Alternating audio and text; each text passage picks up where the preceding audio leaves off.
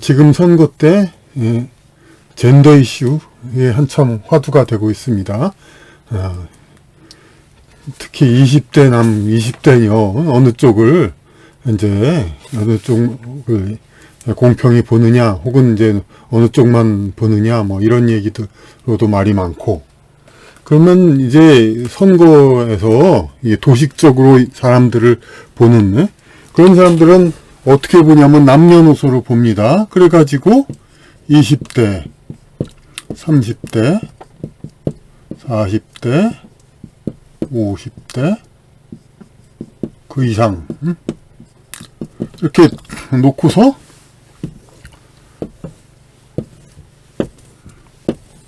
이렇게 도식적으로 봅니다. 그래가지고 남녀 이렇게 해서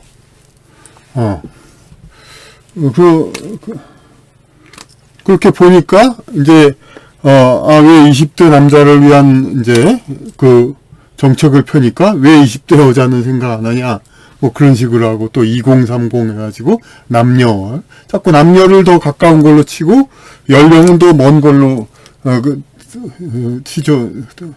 더 먼 걸로 치죠. 그러니까 자꾸, 그러니까 그런 이제 세대의 갈등 이런 걸 오히려 강조해야 되니까 자꾸 연령을 중심으로 하고, 그러니까 남녀, 각 연령층의 남녀 입장이 다른 거 이런 거에 대해서는 크게 생각을 안 합니다. 그래서 같이 뭉뚱그려서 보려고 하고 좀 좌파적인 그런 교조적인 성격의 사람들이. 그런데 지금 화두가 이제 2대 남을 위한 정책 이런 것을 얘기할 때 어떤 이제 보수 정당이 이거에 대해서 2대 남만 생각하는 거 아니냐 자꾸 얘기하는데, 근데 이것만 여기다 집중을 해서 정책을 펼치니까 오히려 이제 지지율에 도움이 되고 파급 효과가 더 컸습니다. 그러니까 이게 무슨 의미가 있냐면은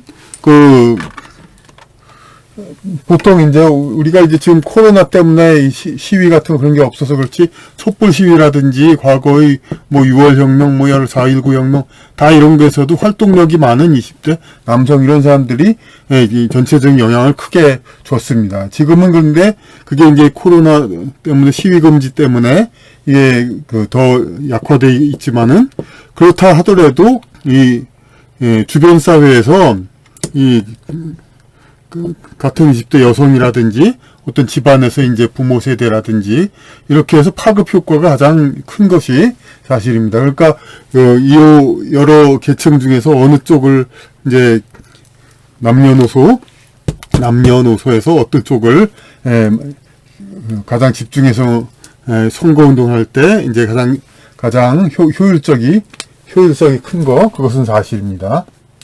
그런데 이것을 이제 근데 소위 진보라든지 이런 쪽에서는 자꾸 이게 젠더 갈려치기 자꾸 그런 식으로 이쪽을 집중을 해서 효과를 얻는 그것을 자꾸 이제 부당하다고 몰아세우려고 애를 쓰죠. 자기들로서는 똑같이 이렇게 따라 할 수는 없고, 근데 이렇게 하는 쪽이 실질적으로 전체적으로 이득을 더 얻으니까. 근데 이런 거에서는 이 진보 이쪽 이제 교조적인 사람들이 이런 이제 도식적인 것에 몰두한 나머지 이 본질적인 차이, 각 연령별로 남녀의 어떤 입장 차이가 상당히 크다는 거, 이것을 생각을 안 한 겁니다. 이 도표에서는 이렇게 보지만은 사실 이걸 제대로 도표를 보자면은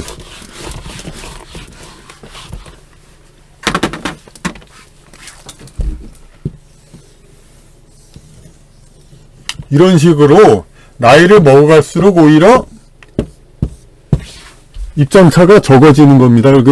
젊을 때는 입장차가 커지고, 이것은 뭐 생물학적으로도 이제 성호르몬이 이쪽에서는 적으니까 중성화되고 이쪽이 남성 여성이 이제 강조가 되죠.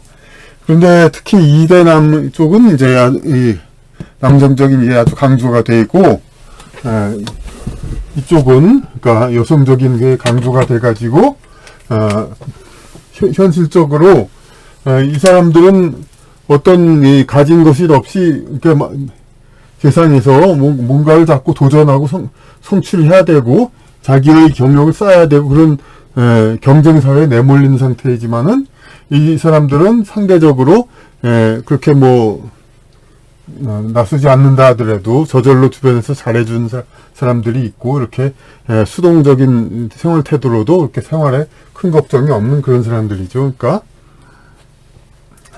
그런데 이대녀 남성과 이대녀의 그 차이, 이거를 이제 그 본질적인 그런 차이를 생각 안 하고 도식적으로 보는 사람들이 자꾸 똑같이 보느라 그러는데, 이 차이가 굉장히 크다는 거, 이것은 이전 영상 강의에서 많이 얘기했습니다. 그런데 특히 여기서 이제 강조하고 싶은 것이 뭐냐면은, 국가에서 왜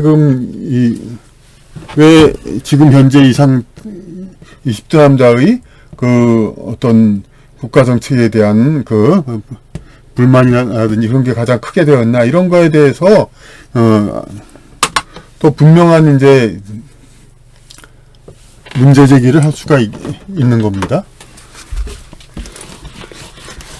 그러니까 다른 세대 이쪽은 지워버리고 20대만 봤을 때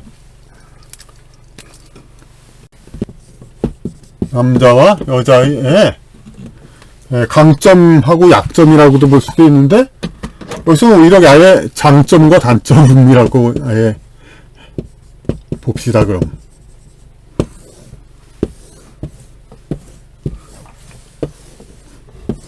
장점과 단점이라고 볼 때, 20대 남자의 장점은 뭐가 됩니까? 활동력이 아주 큽니다. 잠재력이 크고, 이제 이렇게 자신의, 그러니까 아직 가진 것은 없다 하더라도 뭔가를 해낼 수 있는 그런 잠재력이 많이 있습니다.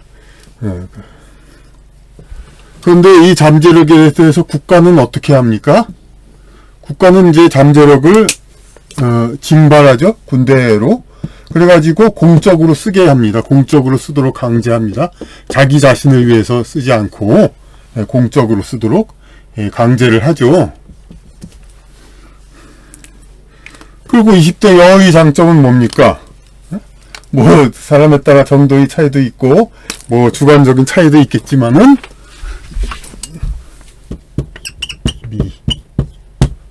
이 사람 자체로서의 가치가 최고조에 달해 있습니다. 그래가지고 그 여러 가지 편애를 받을 수가 있고, 자기의 세상에서 이제 대우를 많이 받을 수가 있죠. 가만히 있다 하더라도. 그런데 이런 여성의 어떤 재산과 자산, 이거에 대해서는 어떻게 됩니까? 철저하게 공적으로 사용 못하도록 나라에서 철저히 자기 스스로 자기의 신의익으로만 사용하도록 되어 있습니다. 그러니까 지난날에 이제 일본군 위안부라든지 그런 식의 개념, 그런 어떤 국가의 목적으로 여성의 어떤 재산을 이용하는 것에 대해서 지금 아주 극악하고 부도덕한 걸로 지금 우리 평가되고 있죠. 그건 사실이기도 합니다. 이제 그런데 그러고 전철이라든지 버스 그런 데서 여성들이 이제 남성들과 함께 있는 거는 일종의 사실 공익봉사입니다. 같이 있어주니까. 하지만 그런 거에 있어서도 어떤 여성의 어떤 존재 자체가 남성에게 부당하게 이게 어떤 덕이 된다든가, 그냥 이제 값없이 남성에게 이제 흘러간다든가, 이런 거에 대해서 철저하게 법으로서 보호하고 있죠. 그러니까 남성의 재산은 이 국가에서 징발하는 반면에 여성의 재산은 국가에서 철저히 보호하고 있습니다. 과거에는 이제 양반댁에서 보호를 했지만 지금은 모든 여성에 대해서 국가에서 보호하고 있죠. 그리고 여성의 단점부터 얘기하겠습니다. 여성의 단점은 뭡니까? 이제 아무래도 이런 이제 그 존재 그 자체를 위해서 있다 보니까 어떤 생활력이 좀 물리적인 파워, 그게 약하죠. 그거에 대해서 이제 국가 사회에서 보호를 해주는 게 있죠. 근데 과거에는 집안에서 보호해주고 이제 어떤 사회 어떤 그런 데서 보호하고 또 남편이 보호하고 그런 거지만, 지금은 공적으로 상당히 보호를 해주고 있습니다. 그러니까 공적으로. 그러니까 박원순 시장 때는 뭐 20대 여성한테 무료로 집을 주기도 하고 지금도 이 치안이라든지 그 수요가 훨씬 더 많이 되고 있죠. 네, 그리고 남성 20대의 단점은 뭡니까? 그만큼 활동력이 있고 잠재력이 있다지만은 그만큼 또 불안정합니다. 그러니까 뭔가를 부족한 상황이니까 뭐를 해야 되고 그러한 상황이니까 무슨 성취를 위해서 그냥 부단히 노력을 해야 됩니다. 근데 성취가 마음대로 됩니까? 그러니까 어떤 상황이 벌어지냐면 유시민 작가가 비웃었듯이 작가래네. 이 사람은 작가 아닙니다. 참 잘못해서. 유시민 전 장관, 정치평론가. 이 사람은 창작이나 그런 걸 하는 사람이 아니죠. 작가라는 거 아무것도 아니지만, 물론 문예지에 100만원, 50만원만 줘도 다 되는 거지만은, 어떤 유시민 씨는, 근데 이 사람이 이제, 여자들이 공부할 동안에 남자는 술도 마시고, 게임도 하고, 축구 놀이도 하고, 그러다 보니까 학점이 낮은 거다, 뭐, 그런 걸 가지고 자기들이 불만을 갖는다, 이거죠. 자기들이 놀아서 그런 걸 가지고. 근데, 그러니까 성취를 위해서 계속 해서 사실 완전한 성취는 그거죠. 자기가 아주, 좋은 직장도 취직하고 사회적으로 성공해서, 원하는 여성을 얻는 것이죠. 근데, 그러기 전까지는, 자기 성취욕을 그나마 해소하기 위해서는, 이제 이런, 게임이나, 이건 물론 30대, 40대 남성들도 다 비슷하지만은, 마찬가지지만은, 남성들이 더 성취욕에 내몰리기 때문에, 가상의 성취라도 하고자 하는 그런 것이 욕구가 강합니다. 그래서 게임이나든지, 스포츠, 뭐, 그런 쪽에 관심이 많고, 그렇게 해서 이제 서로 경쟁해가지고 이기고, 그렇게 해서 가상의 성취라도 얻고 싶어 하고, 더 타락이 되면 도박에도 남자들이 이제 빠져들게 되고, 이제 뭔가를 자꾸 성취하기 위해서 자꾸 애를 쓰고, 그리고 또 그 저변에는 물론 또 여성을 추구하는 성욕이 있고, 이런 불안한 상황이 많은데, 남성은 이 상황에 대해서 공적으로 무슨, 보태주는 거 있습니까? 오히려 좀 억제를 하죠, 자꾸. 그리고 무슨, 디지털 여성 문제 이런 거에 대해서도 강화가 되고, 이제 그래가지고 단속이 심해가지고, 이런 것들을 여러 가지로 제약을 하고 있죠. 그러니까 결론은 어떻게 되는 형편이 되고 있습니까, 지금? 남성, 여성의 어떤 장점, 단점이 있는데, 이게 완전히 그냥, 남성의 장점은 국가가 가져가고, 남성의 단점은 국가가 약점을 오히려 유린합니다, 유린. 그냥 이제, 그렇게 좀, 이거를 어떻게 이해하고 좀 이제, 감싸주려는 것은 전혀 없고, 남성의 이것을, 이렇게, 게임과 어떤 디지털, 섹스라든가 여러 가지로 이제, 그런 이제, 이 넘치는, 성취욕 이거를 어떻게라도 좀 해소하려고 하는 이런 것들에 대해서, 그럼 여성은 어떻게 됩니까? 요거에 대해서 국가가 철저히 또 보호해줍니다. 그러니까 보호해주고, 그리고 요거는 여성의 약점에 대해서도 국가가 철저히 보완해줍니다. 그러니까 요거는 여성의 강점, 이거는 철저히 자기 자신만을 위해 사용하도록 국가가 아주 그냥 도와주고, 만약 그렇지 않는 건 큰 부도덕으로 생각하게 하고, 그리고 여성의 약점에 대해서는, 불리한 점에 대해서는 국가가 또 철저히 이렇게 이제,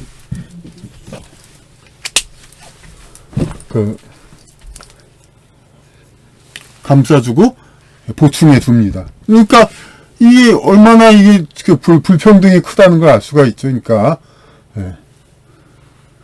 남성의 강점은 국가가 가져가고, 재산을 가져가고, 약점은 더 쑤셔가지고, 더 아프게, 약한 급소는 더 아프게 만들고, 남성의 강한 부분은 국가가 덜어가니까, 자기의 재산을 국가가 무상으로 덜어가고, 약점은 더, 들쑤셔서 더 아프게 만들고, 여성은, 여성의 재산은 이렇게 국가가 보호해주고, 여성의 약점은 국가가 보완해주고, 이런 불평등이 생기니 도대체 이게 이게 제대로 된 이게 사회가 되겠습니까? 이것은 그러니까 그들을 이제 지금 진보 정치를 비롯한 그런 이거 팔리티컬 코렉트니스인가 정치적 정의 이런 걸 주장한 사람한테는 이게 무슨 소린가 할 겁니다. 그러니까 왜냐하면 그 사람들은 도식적인 그런 이제 교조적인 그런 것만 생각하고 이제까지 여성들이 핍박받고 소름받아 왔으니 이제는 여성들을 위해서 정책을 펴야겠다. 글쎄 그렇다면은 그건 아니 지금 태어나서 20세 그런 사람이 여성한테 무슨 혜택을 받았다고 무슨 남녀평등 이런 거에 대해서 자꾸 책임을 묻고 남성들한테 이렇게 요구를 합니까? 자기네들이 그러면 그렇다고 치든가 진짜. 그러니까 이거에 대해서도 그러니까 아무런 의미도 없이 물론 이제 제가 말하는 그 영성적인 걸 보면은 전생에 여성들한테 피해를 줬으니까 여성들을 억압했으니까 현생에선 좀 바꾸자 그런 그걸 상쇄하자 그런 얘기도 있습니다만 그 사실 또 그렇고 뭐 남성들이 반드시 남성으로만 줄곧 몇천 년 살아왔다는 것도 아니고 여성들이 몇천 년 살아온 것도 아니죠. 실제로 오히려 저 영성적인 관점에서 보면은 여성이면서 여성 차별을 이걸 자꾸 주장하는 사람들은 오히려 전생이 사람들이 많죠. 남성으로서 이제 자기 적극적인 자기 활동을 하다가 여성의 존재가 좀 제약이 될 듯 하니까, 여성에게 남성 못지않은 권리를 달라, 이렇게.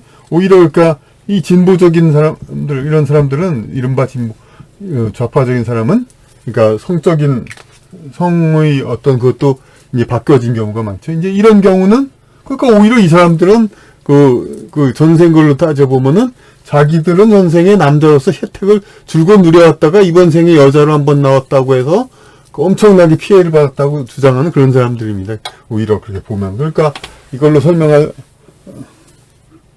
해도 말이 안 되고, 그건 물론 사회과학적으로는 적용할 수 없습니다. 사회과학적으로는 당연히 현생만 생각해야 되는데, 여하튼 간에 지금 20대 남성이 무슨 여성을 어떤 핍박하고 여성을 차별하고 그런 무슨 책임이 뭐가 있습니까? 예, 이건 다들 이제 아는 사실이고, 그러니까 앞으로, 이